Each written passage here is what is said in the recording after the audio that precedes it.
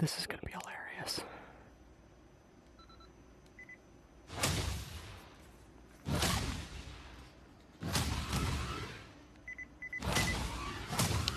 Define what basket maker is in regards to a culture within a time period, and differentiate between early ag, then go into explaining the flagstone.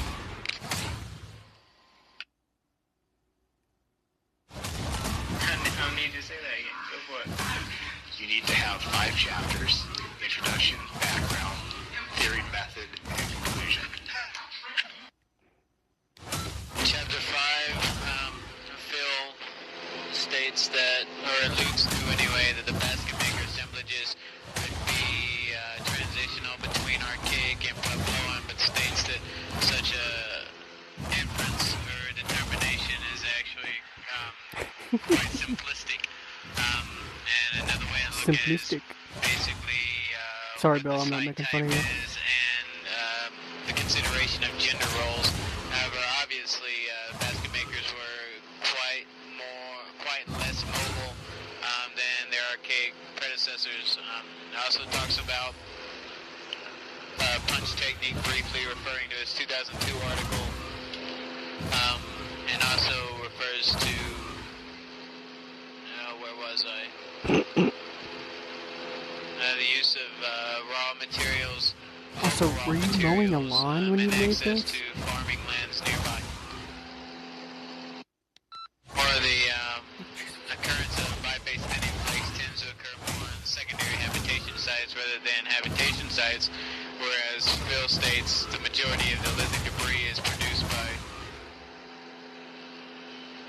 women that are tied to those sites due to food prep, child rearing, etc., etc. Recognition of the existence of the basket makers by Richard Wetherell and the Wetherell brothers in the late 1800s. Basket maker research has been fairly extensive. At the beginning, it was just understood that the basket makers were in the Great Gulch area because that's where the Wetherells were doing their exploits. And then after that, in the early 1900s, Kidder and Guernsey came out to Arizona and did excavations in the Marsh Pass Cayenne area, which defined the basket makers as a culture and within a specific chronological time period, and established what the basket makers were. Later on, Morrison Burr came out and, working in southwestern Colorado, noticed something that was very similar to what they were calling the classic basket makers, which are now referred to as the Canam or oh shit, I accidentally hit my controller. Western basket makers. They noticed some differences. This is literally a 9-minute recording, dude. This is gonna suck. 96 attributes. Morrison Burr discovered that about 76% of those were shared between the eastern and western basket makers. Further research concerns the large and extensive projects of Cedar Mesa performed by Leip and Madsen in the late 60s and early 70s, and the Black Mesa Archaeological Project, which Smiley took over in the end when they started recognizing what these open-air basket maker sites actually looked like. And basket maker research continues. Guy has got a very exhaustive research on early ag and...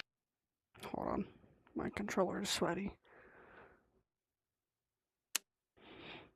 The Glen Canyon area where he encompasses basket maker and continues to voice this concern with calling basket maker both a culture and a time period, and goes back to Huckel's idea of the early ag. Now, as far as flake stone is concerned, it was noticed from the very beginning that they were using large dark points on atlatls, with atlatls, and how well they were constructed.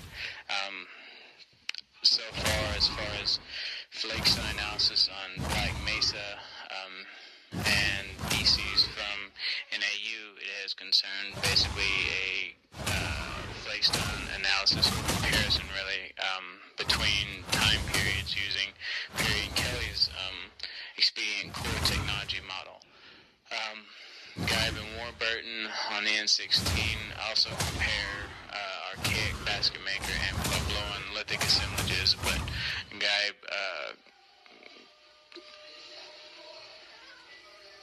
notes multiple times that basket maker flake stone assemblages should not be pigeonholed simplistically as a transitional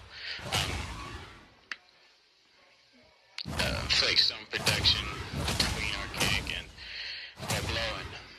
As for Eastern basket maker assemblages, a lot that occurs within the gray literature. Unfortunately, I haven't been able to get my hands on any of the flake stone analysis yet, so I'm not quite sure how they're going about the analyses.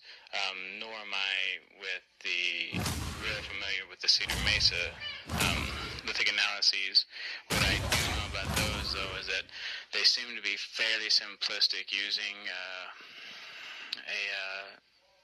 template that involves primary, secondary, tertiary in some instances, and then in other instances type and flake stone debitage. I believe they called it basically it boils down to broken flakes. So it's kind of based on the Sullivan and Rosen attempt. So what I need to do is tie in flake stone analyses done with ethnicity concerns. So basically after the recognition by, first off, that the basket makers were in Grand Gulch, then that they were in northeastern Arizona with Kidder and Guernsey and Kidder. Then later on that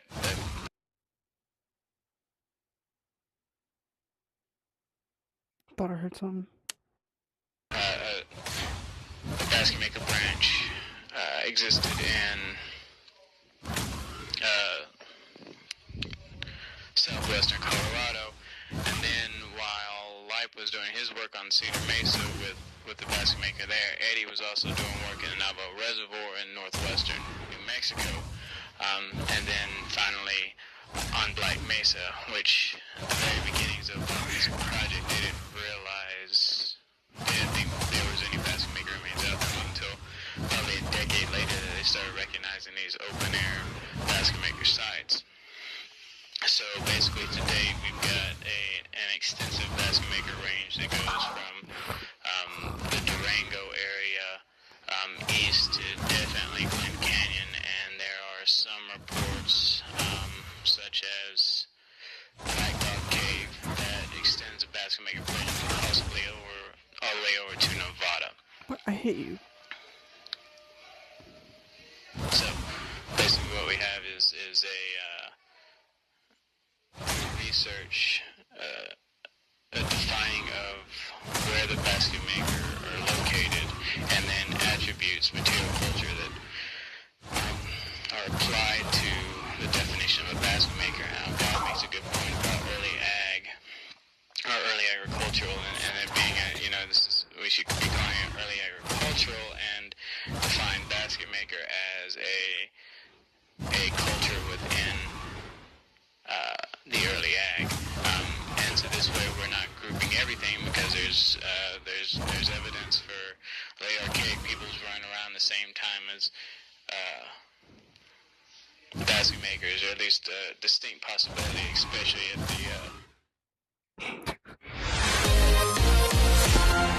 Oh my god. That's not too bad. That's like...